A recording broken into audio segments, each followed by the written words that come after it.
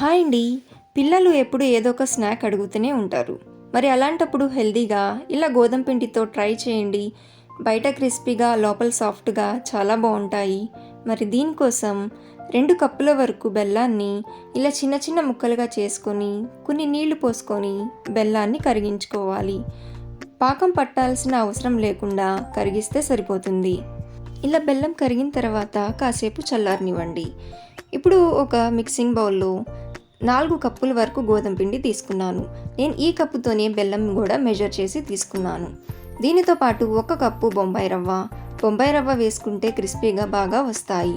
అలాగే ఇలాచీ పౌడర్, పావు కప్పు వరకు నువ్వులు వేసుకొని బాగా మిక్స్ చేసుకోవాలి. ఇలా బాగా మిక్స్ చేసుకున్న తర్వాత కరిగించుకున్న బెల్లాన్ని డైరెక్ట్గా వేయకుండా ఇలా జల్లెడతో వేసుకుంటే బెల్లంలో ఉండే డస్ట్ దీంట్లో వచ్చేస్తుంది.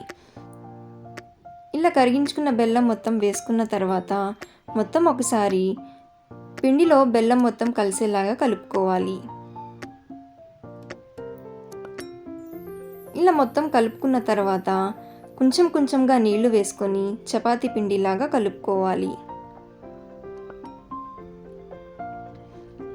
ఇలా చపాతీ పిండిలాగా కలుపుకున్న తర్వాత 2 టేబుల్ స్పూన్ల వరకు నెయ్యిని యాడ్ చేసుకొని ఒకసారి బాగా కలుపుకొని ఒక 15 నిమిషాల పాటు పక్కన పెట్టుకోవాలి. ఇప్పుడు 15 నిమిషాల తర్వాత కొద్దిగా పిండిని తీసుకొని ఇలా రోల్ చేసుకొని మీకు కావాల్సిన సైజులో మరీ పల్చగా కాకుండా అలాగే మరీ లావుగా కాకుండా ఇలా ఈ మీడియం సైజులో కట్ చేసుకోవాలి. మీరు కావాలనుకుంటే చపాతీలా ఒత్తుకొని డైమండ్ షేప్లా కానీ బిస్కెట్స్ లాగా రౌండ్గా కానీ కట్ చేసుకోవచ్చు. ఇలా ఈ విధంగా కట్ చేసుకొని అన్నీ ఒక ప్లేట్లోకి తీసుకోవాలి. ఇప్పుడు డీప్ ఫ్రై కోసం నూనె వేడి చేసుకొని నూనె వేడైందా లేదా అని ఇలా కొంచెం పిండి వేసుకొని చూసుకోండి.